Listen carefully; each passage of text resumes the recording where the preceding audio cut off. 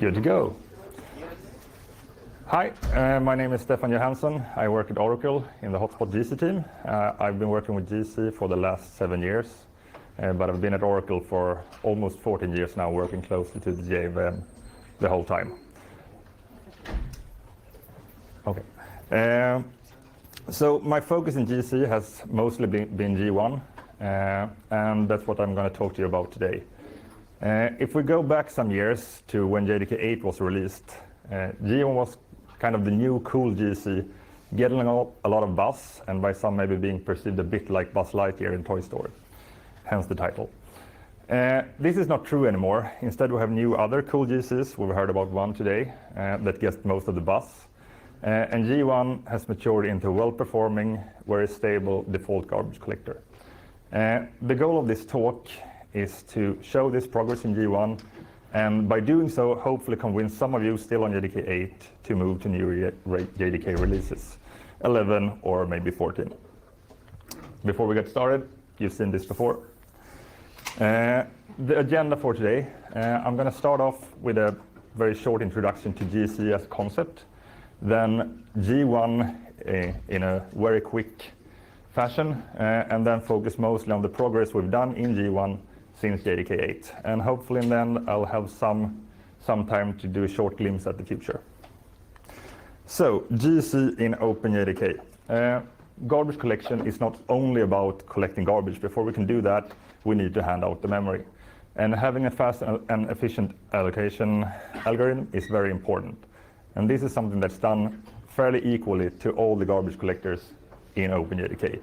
So what we have is something called TLABs, thread local allocation buffers, so that when a Java thread needs to allocate a memory or an object, you basically just have to add to a pointer and fill out the object. It's a little more, but that's the gist of it.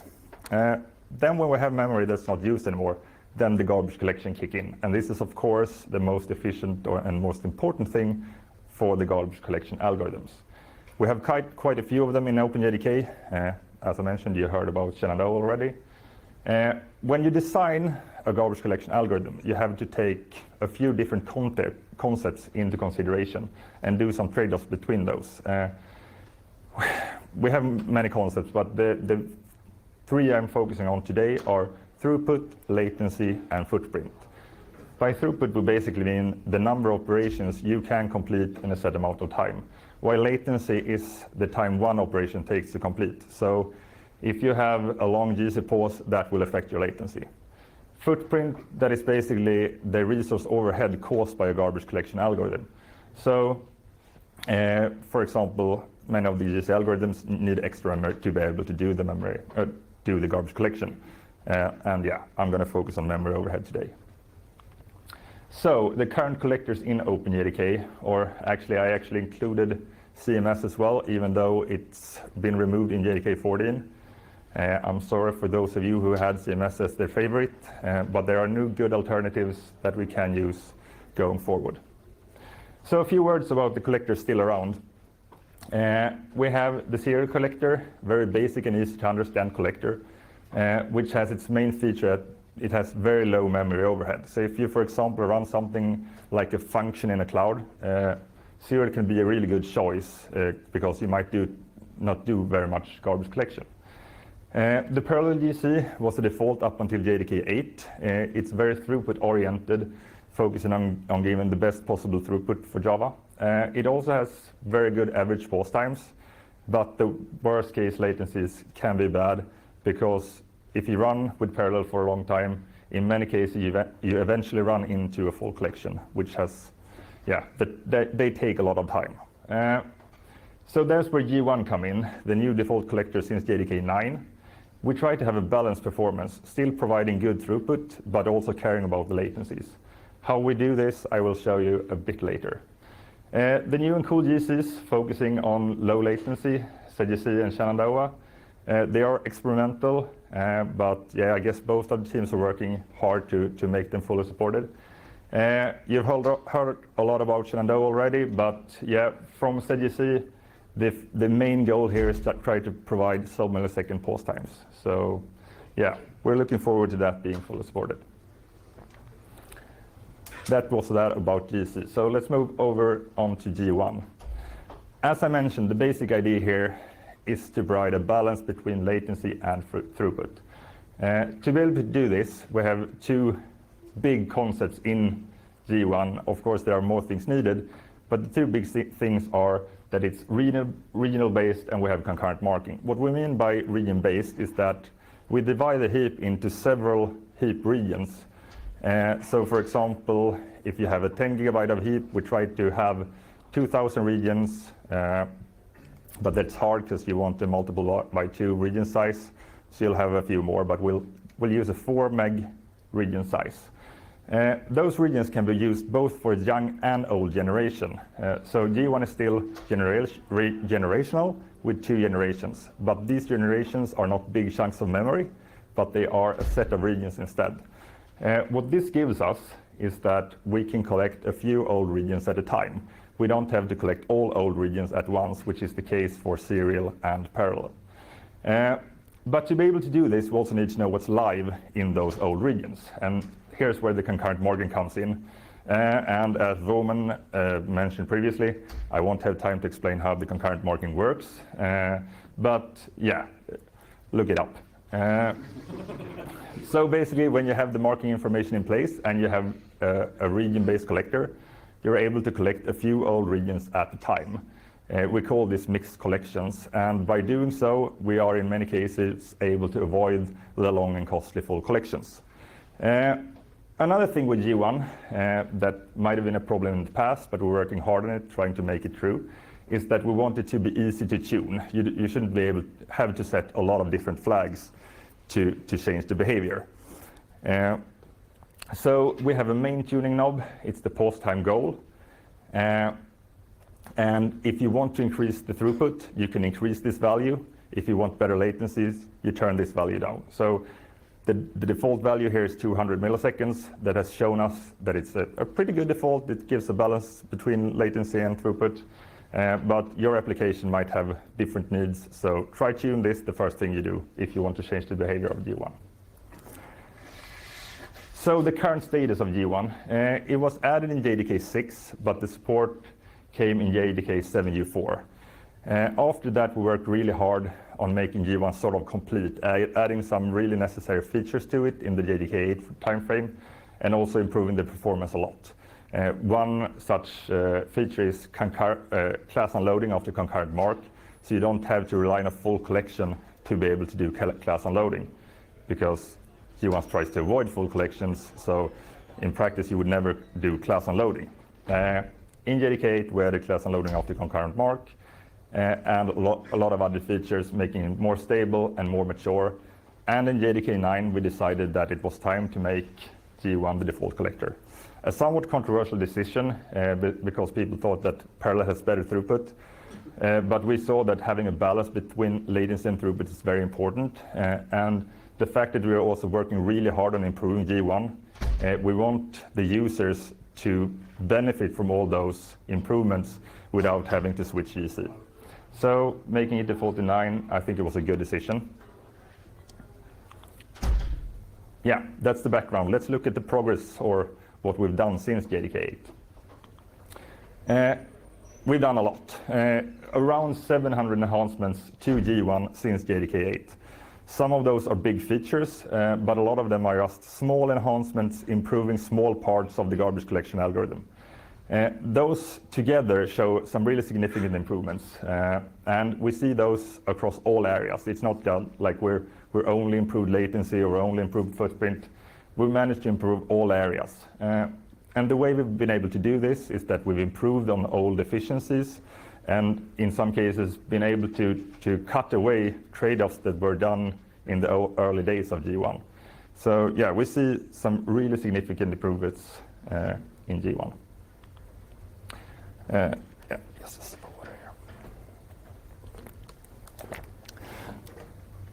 So throughput. One of the big things we've done to improve the throughput in G1 is that we've improved the NUMA awareness. So G1 has always have a very basic NUMA support, since the Java heap itself has a basic NUMA support. But what we've done in the latest release is that we now actively try to allocate Java memory on a local NUMA node giving better performance. The same goes for the GC. The GC tries to keep the memory on the same NUMA node as it was allocated.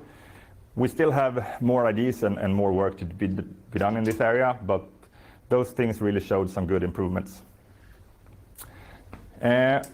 We also spent quite significant amount of time on making the concurrent work more efficient. So the important thing here is to try to keep the GC out of the way, making sure the Java application can use as many resources or all the resources in the best case. So this can be that making the marking more efficient in itself, but it can also be delaying the marking or making sure that instead of running 5 marking cycles, we only run 2 because we can still avoid the full collections. So the work we've done there is also proving to be really important for throughput.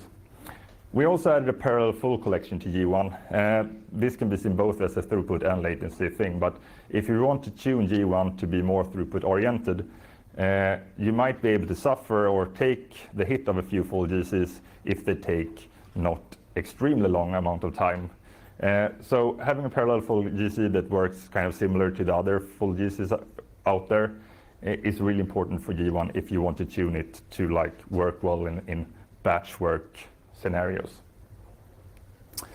So let's take a look at some numbers from the throughput improvements. I'm using spec ABV 2015 here.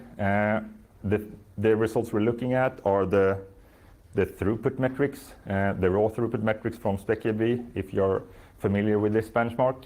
It's run with a 16 gigabyte of heap, and I normalized the score towards JDK 8 and parallel because that was the default back in JDK 8.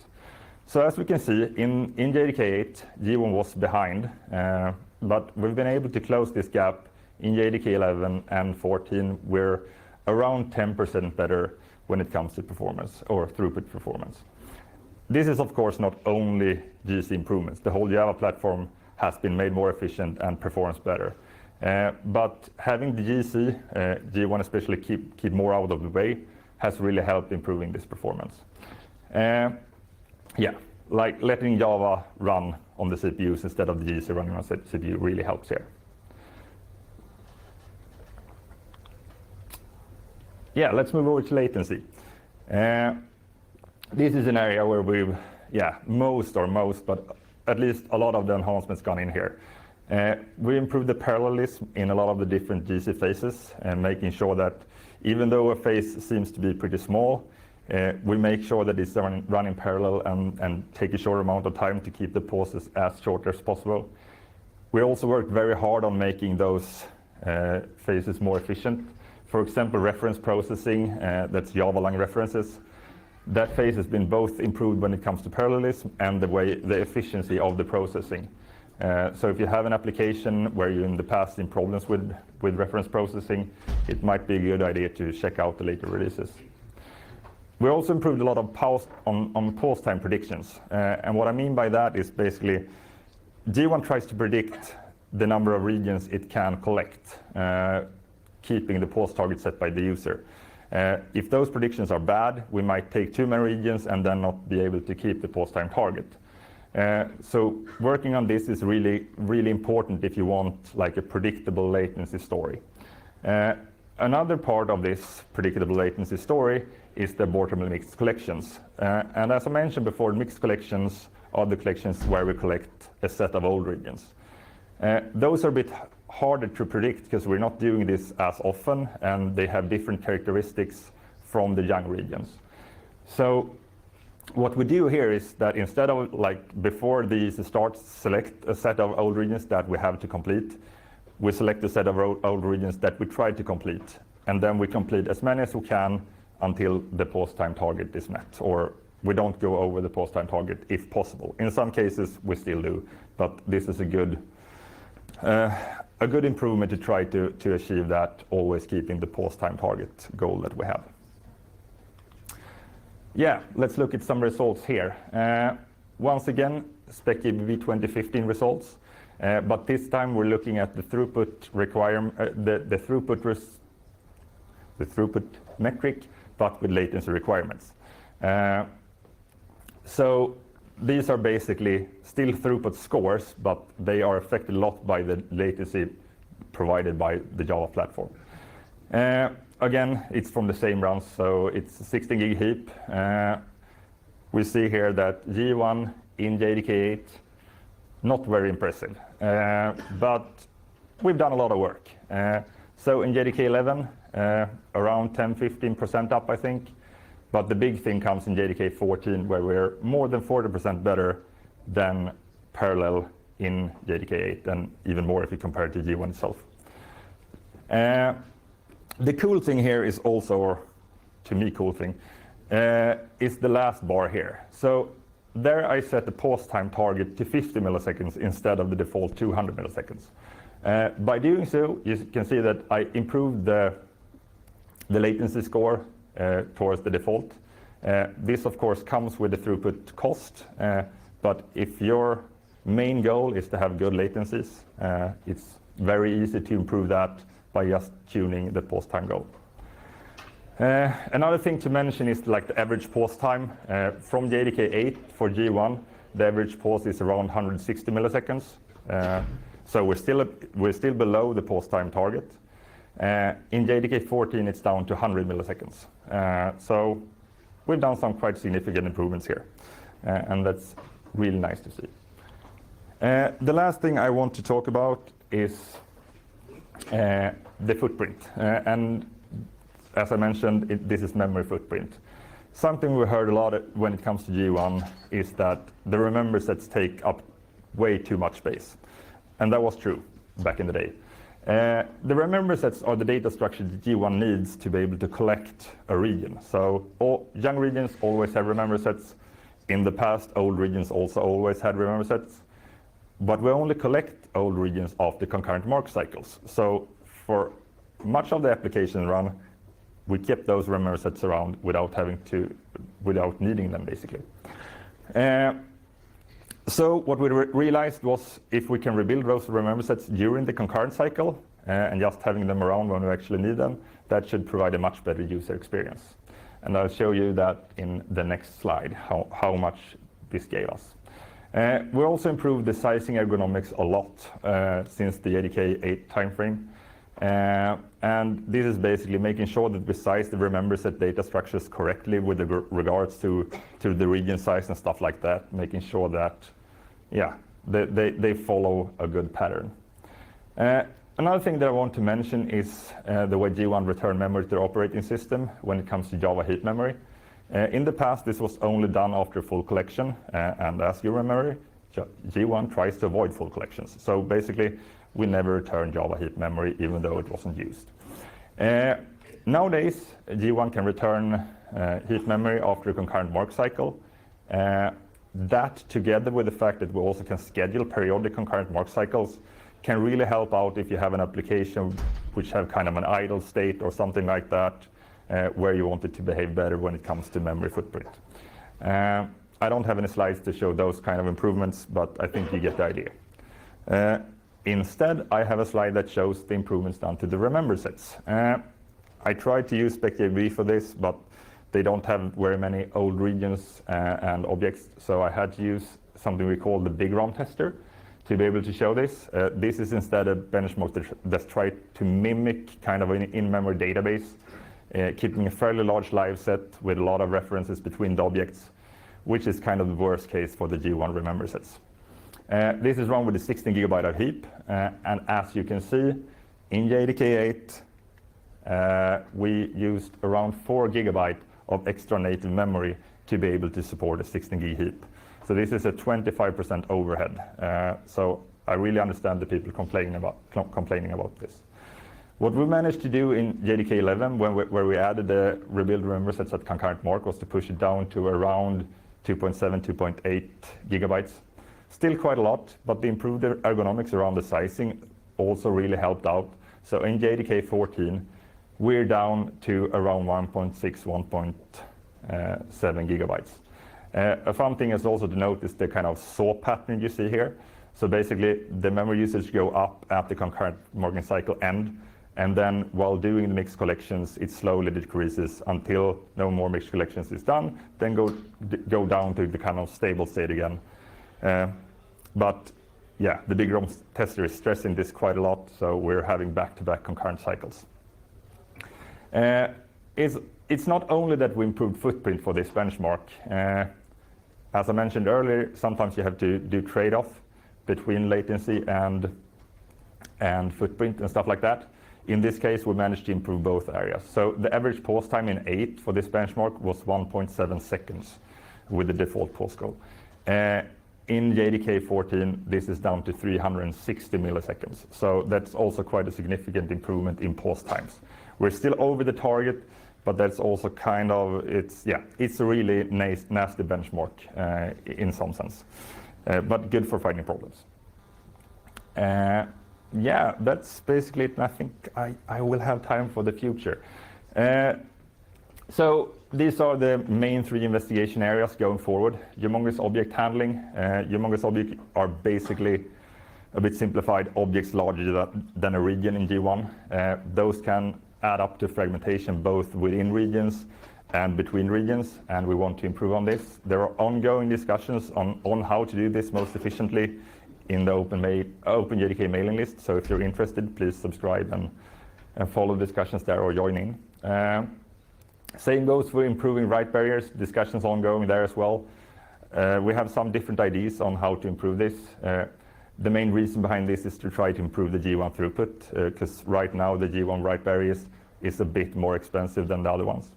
But we have plans on improving this as well. And again, footprint reductions, as you see, we still have like 10% overhead to be able to support that benchmark. We want to cut that down even more. Yeah, the key takeaways from this presentation then. So we've done massive improvements to G1 since JDK 8. And if you have an application running G1 on an older version, I really encourage you to try out JDK 11 or JDK 14. I'm sure that's going to give you a performance boost. If you're not running G1, you should move to a later release and try it out, because it might help you out. We also have some really exciting features and ideas in the path, and I'm sure that they're all going to help us bring G1 to infinity and beyond. That's all from me. Thanks.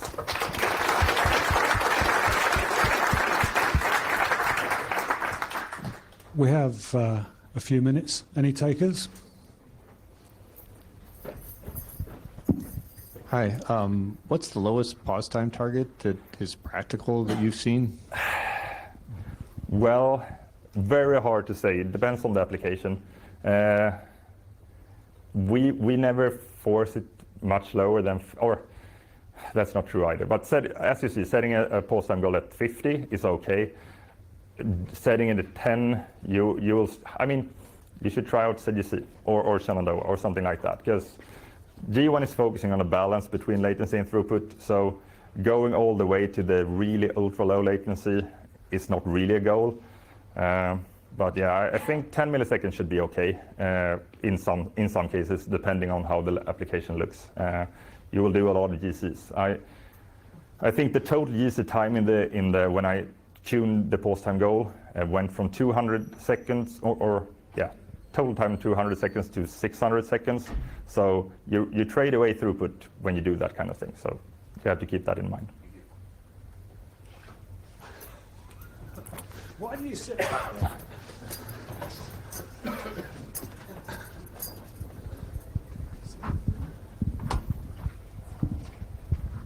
You mentioned making the write barrier faster. Yeah.